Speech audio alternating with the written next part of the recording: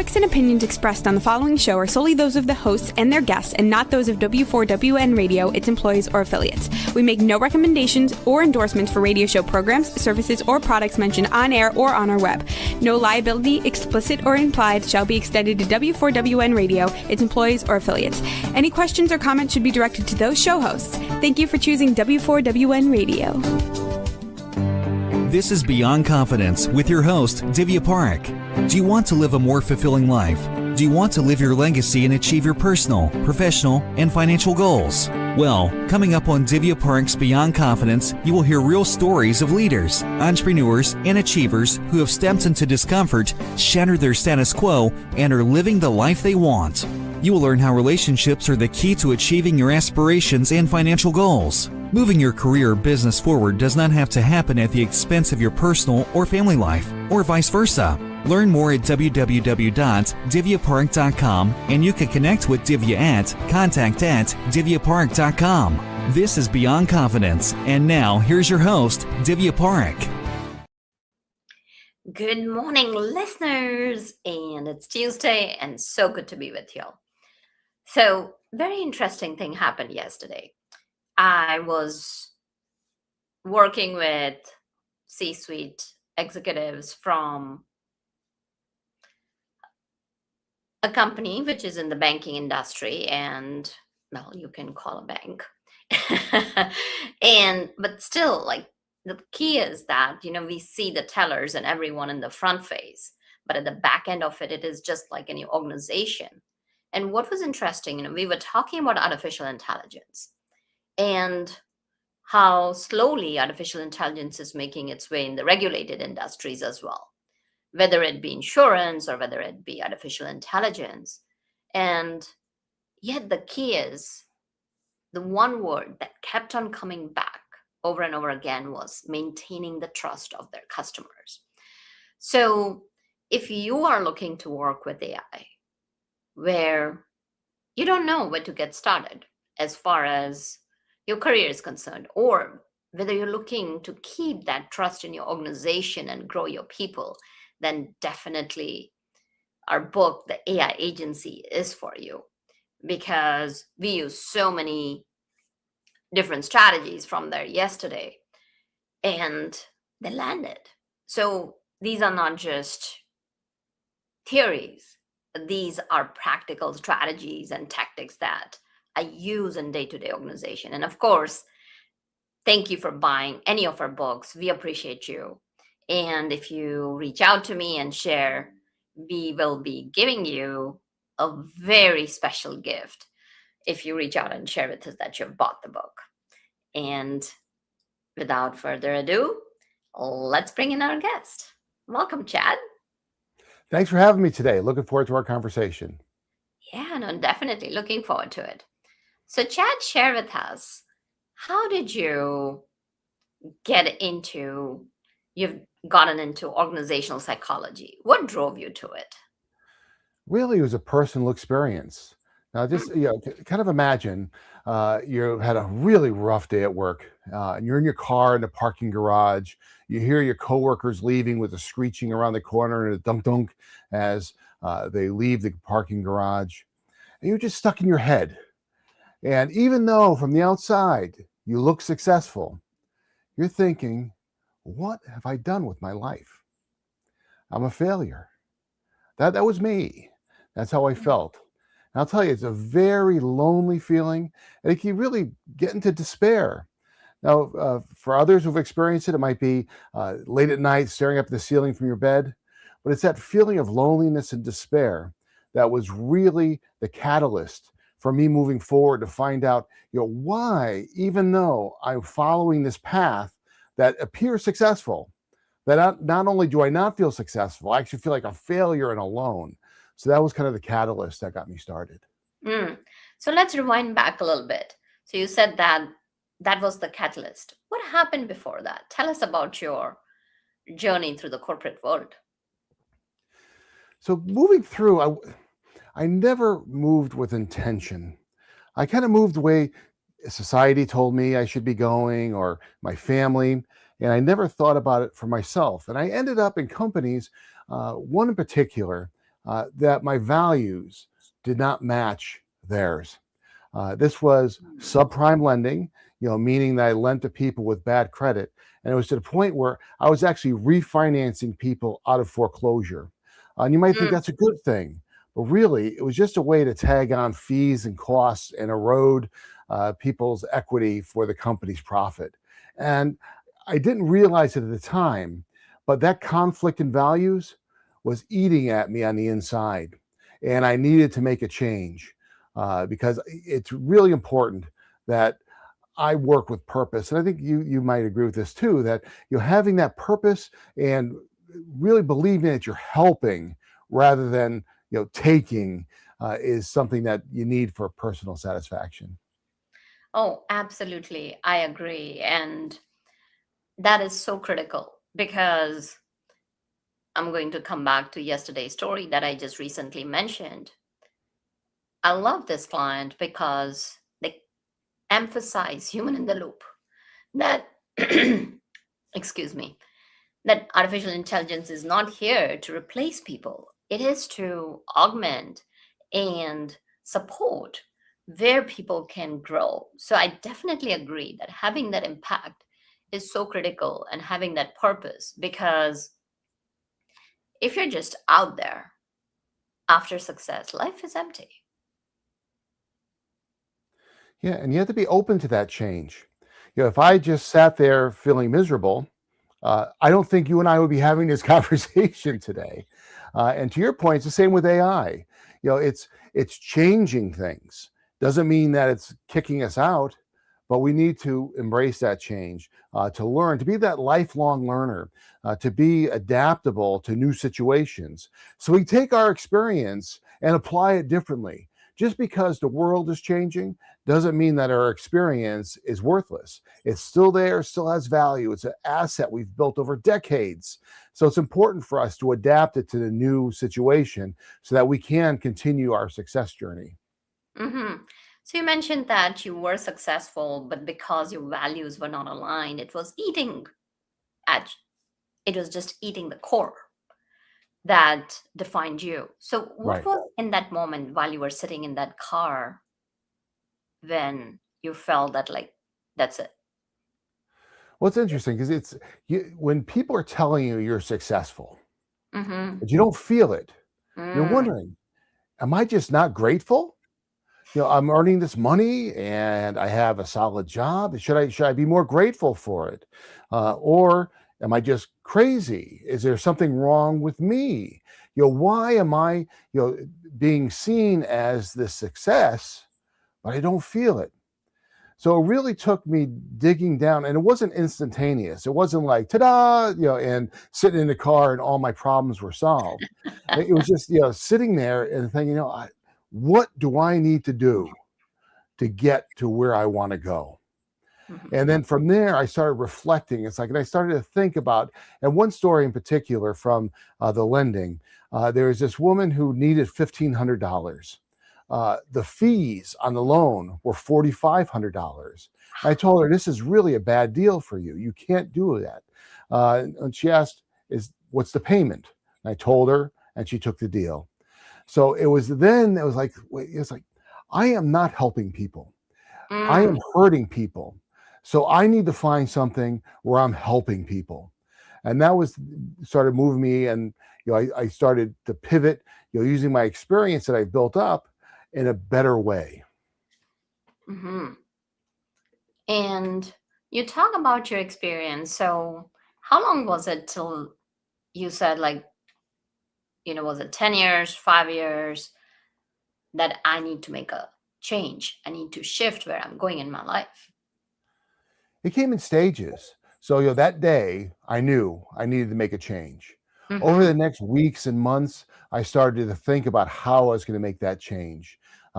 Switching jobs, which I did. And then from there, I just continued to grow. So even up to this day, I still do it. A tool that I've learned, it's a military tool that I apply to my everyday life. It's called the OODA loop, OODA. And the Mm-hmm. first O is for observe. I observed where I was, what I wanted to be doing, how it was making me feel, how I was impacting society. The second is orient. I saw where I was, I saw where I needed to go, and I saw the pathway there. So I oriented myself towards there. The D is for decide. If you're going to make a change, especially a big one, you need to make a commitment. And that decision is that commitment. And most importantly is the A, is to act.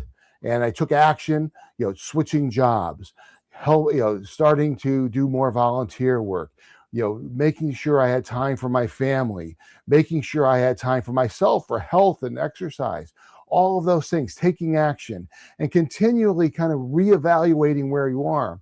Because what I wanted when I was 20 is very different than what I want today. So if I was still following the old path, I wouldn't be achieving the success that I want today. No, definitely.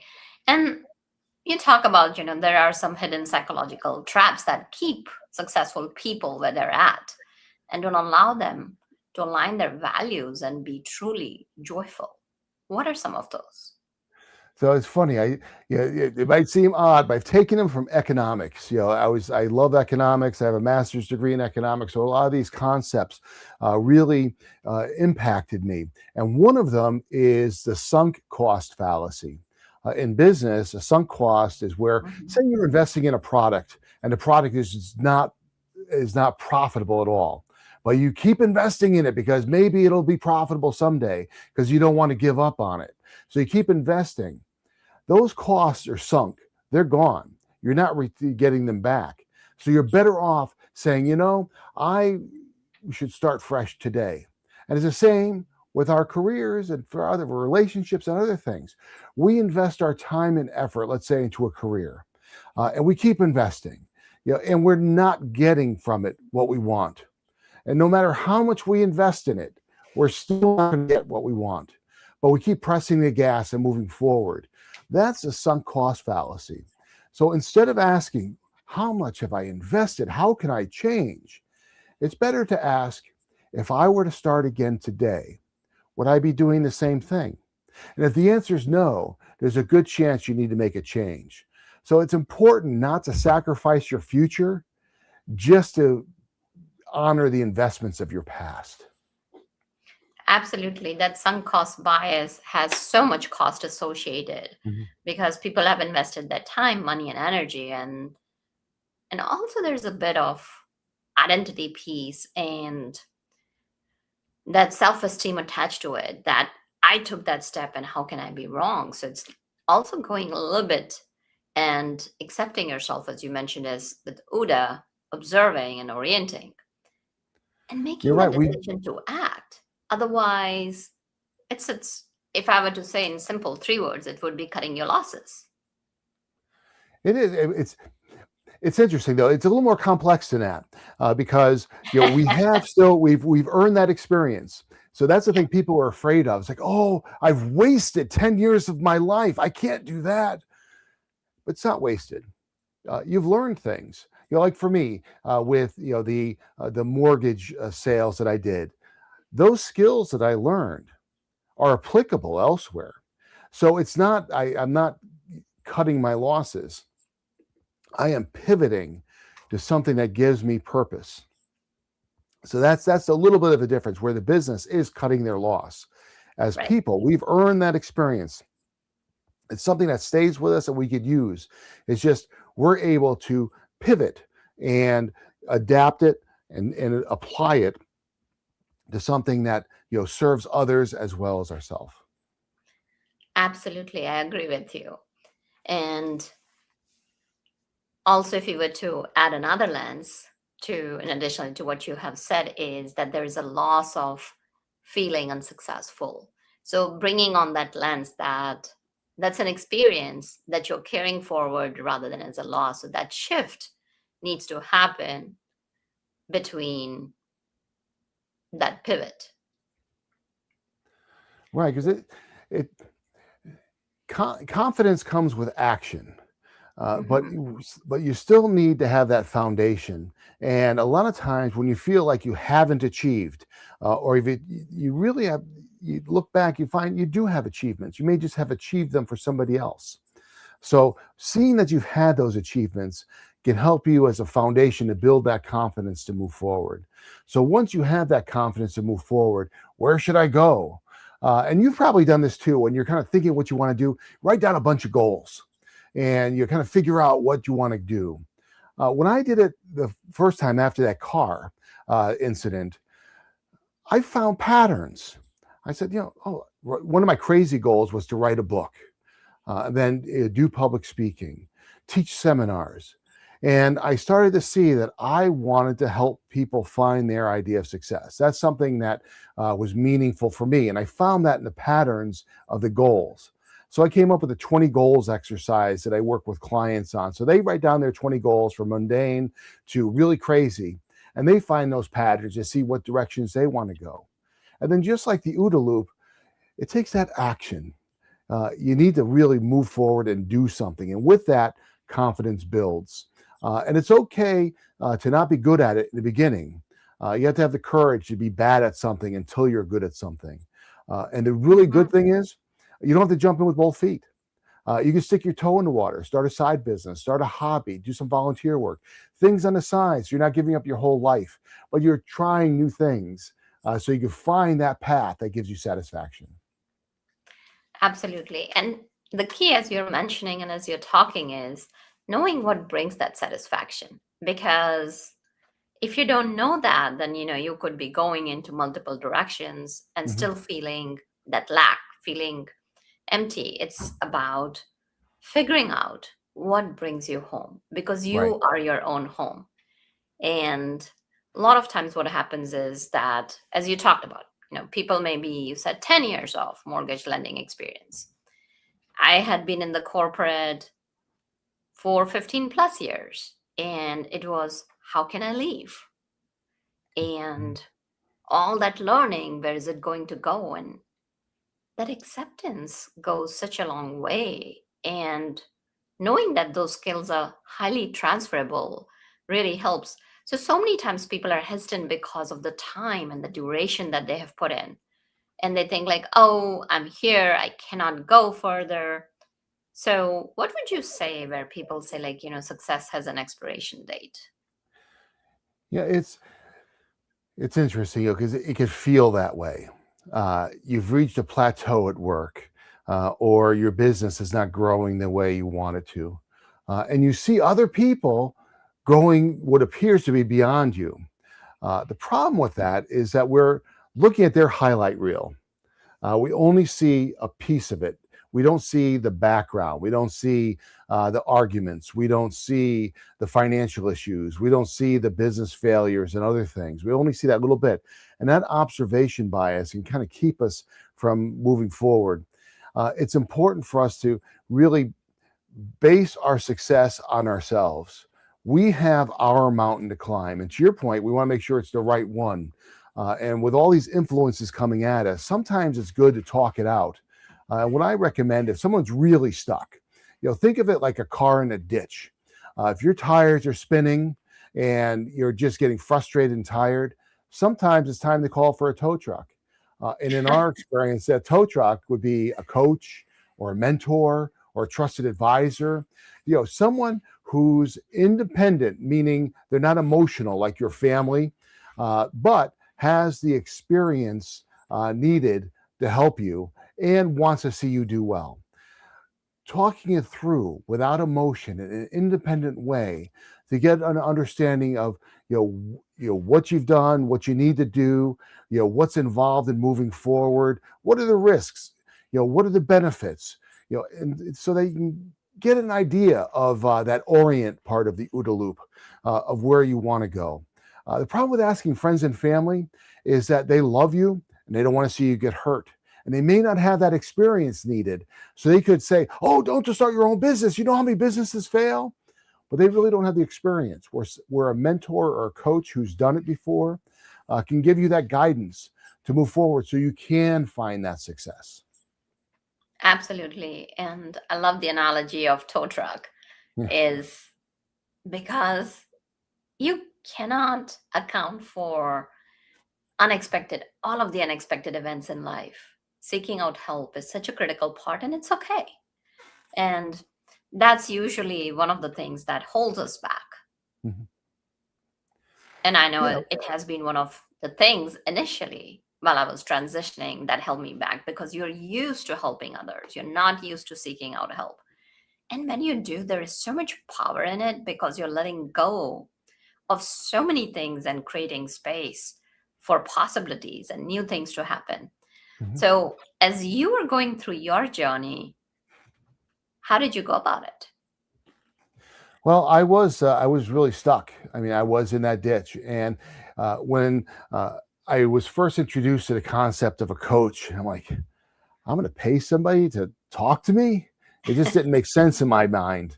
But finally, I did it, and from that point on, I have coaches for everything, and it helps you leapfrog. So it's when you're stuck and you're lacking the confidence and you really don't know the direction you're going in, you can find it out yourself through trial and error and moving forward in this way. Up, it didn't work. Way I had to back up and go the another way. And that's kind of how most of us do it: trial and error, kind of blindly in the dark. Whereas if you have that mentor or that coach like I did, they really help pull me out. So, helping me with, identifying that I was not a bad person for doing the job I was doing. It just, I had that job. And, now that I see that it wasn't for me, it's time to move on, and how to get the strategies to get to be moving on. And then from there, how to grow. Where should I be learning? But not telling me what to do, not being another uh, uh, influence on what success means to me, but being a guide, drawing it out of me. So it's my plan, it's my success. And then they're just kind of giving me that little oomph to go and get it. So that was what I needed. I needed that tow truck. Oh, yeah, we all need tow trucks. And as you talked about, like, I've got the whole fleet even today. So, as we talk about it, people make a decision that, okay, I've decided I want to pivot. So, how can they redefine success, especially when they're feeling stuck? That's the three steps. One, like we talked about earlier, to identify your accomplishments. So you can just understand, yes, even though I wasn't doing it for me, I have the ability and a power to accomplish tasks and get things done. That realization can light a fire. Because when you're feeling stuck, you're feeling, oh, I can't get anything done, I'm stuck. But when you realize you can get things done, and you're able to kind of get that engine behind you to push you forward, that's very powerful. And then again, identifying the direction you want to go in. So whether you write out your goals or you have some other strategy or you work with a coach or a mentor, finding that direction, finding the mountain that climbing it will give you the most satisfaction. That is key, to find the right direction. Because many of us, we're moving fast, but maybe we're going off this way when we really should be going this way. And we're not going to find our success over there because it's over here. And then it's taking that action, being courageous enough to be bad at something until you're good at it. And because no one's perfect when they start. So having that courage to be bad, but to being open to get better, and find that path. So know you can do it, find where you want to go, and go get it. Absolutely. And what are some of the skills like adaptability and discipline, and besides that, that are crucial to success, especially in today's day and age, more so than ever? It's it's a growth and learning mindset. Hmm. It's building the foundation through habits. You're having a habit of reading, having a habit of learning, whether it's through classes online or somewhere else, having a habit of trying and experimenting with new technologies, like you were talking about AI.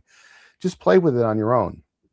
You don't need your company to come and tell you, oh, this is your way of doing it. Use it on your own. Get familiar with it. It's something that's going to be very important in your life moving forward. So start playing with all the different products. and getting an idea of how you could use it to make your life better, and then to be open for new changes, because we live in a very dynamic environment. So if we're able to be open to change, be willing to step forward and make the jump to learn and to play around with these things, when it comes to time to actually use them, we'll be prepared. And that's the key, is being prepared. Hmm. Absolutely, because with the advent of AI, what's here today is gone tomorrow. You may Mhm. have one model today, another model is gone, one feature is available, another feature is gone. So you may find that because, before AI was just part of the future, now it is there in today's everyday workflows. Not only that, but also that's going to impact just like the information industry did, Mhm. knowledge industry did. So jobs are going to change, entrepreneurship is going to change. So those two things that you mentioned, being adaptable with a growth mindset and having that discipline, creating that habit is going to help people not only in the short term but in the long term. Mhm. So what would you tell professionals who are in the corporate? They may not want to pivot and yet to dance with what they got. Well, it's some jobs, like a teacher. Someone might want to be a teacher their whole career, and that's great. But you still need to keep on top of what's happening. So I got to use the age stereotypes to demonstrate what I mean by this. So one, what are the age stereotypes? One is lack of energy. It's hard to say you're a high energy individual if you get winded walking up the stairs. So showing that you have that energy to move forward and to grow in your position, whether you want to stay in that position or grow and get promoted and things like that. The second is being stuck in their ways. And that's kind of what you kind of alluded to before. It's like, oh, I don't want to touch AI. That's, it's something in the future, and that's, I want to, push it away.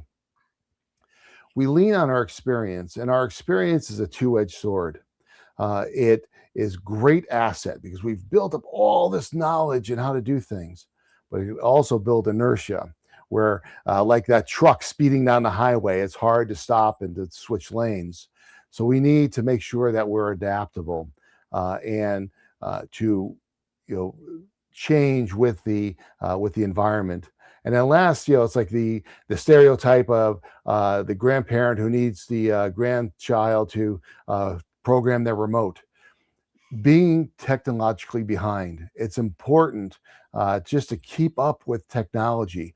I'm amazed at even in financial services, decades and decades later, how many people are still kind of not familiar with Microsoft Excel, and that is has been one of the mainstays in the financial area, but people are still kind of fooling around with it, not really being up to date with it. So if you're that far behind, it can be easy to be left behind. So it's important just to keep up with all those things. That's what I would say. Yeah, to maintain your health and energy, to be a lifelong learner, and to be adaptable to the new changes. Absolutely. So tell us where you are at right now, and you talked about your book. Tell us more about that as well. I'm having a lot of fun with it, getting on and talking to people about it. So my latest book, In Authentic Success, is really about finding what success means to you. As we've been talking about through this program, society has this idea of what success should be. What is money, starting a business. But what about the stay-at-home mom? Can the stay-at-home mom be successful? Of course she can, because her definition of success is different. So I can't tell you what success means to you. You have to be able to discover that. And that is, the path that is started in An Authentic Success. And then, there's a toolbox and a framework where you use the OODA loop, you use lifelong learning to get to a point where you could find and achieve that authentic success. Hmm. And What's next for you, Chad? I am been writing more and getting out and doing public speaking. So I'm having a lot of fun with it, talking with people. That's one thing that I get a lot of satisfaction from is just the feedback from people and chatting with them after they've read one of my articles, one of my books, or seen a Mm. presentation. I find that that's great. So even in your audience, if anyone wants to reach out to me and give me feedback or ask a question, I'm always open for that because that's I really find satisfaction from that. And what's the best way to connect with you? I would say through my website, AuthenticSuccess.com. And there's links to all my social media, so you can get all my free content. Fantastic. Are there any other thoughts that are coming to you to share with our audience? Just remember, no matter what stage of life you're in, no matter what mistakes you've made in the past, there is a path forward. You have the ability to succeed. Shift your mindset from a failure mindset to a success mindset. Build your toolbox, whether it's technology or processes that work for you, and move towards a success that's right for you.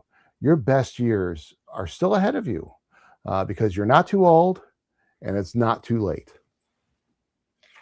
Well, thank you, Chad, for joining us and sharing your wisdom with us.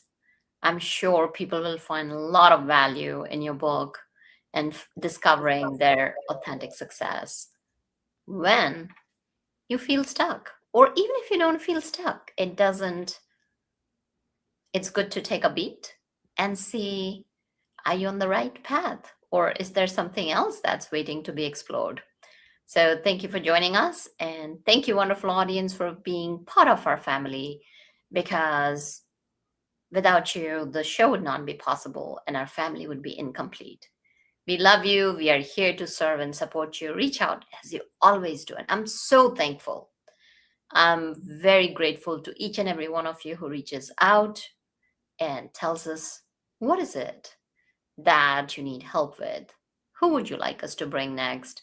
So thank you for being part of us and our family. And thank you, Juan, a tech genius, for all the tech support we get. Be well and take care until next time. Thank you for being part of Beyond Confidence with your host, Divya Parekh. We hope you have learned more about how to start living the life you want. Each week on Beyond Confidence, you hear stories of real people who have experienced growth by overcoming their fears and building meaningful relationships. During Beyond Confidence, Divya Parekh shares what happened to her when she stepped out of her comfort zone to work directly with people across the globe. She not only coaches people how to form heart connections, but also transform relationships to mutually beneficial partnerships as they strive to live the life they want. If you are ready to live the life you want and leverage your strengths, learn more at www.divyaparekh.com. And you can connect with Divya at contact@divyaparekh.com. We look forward to you joining us next week.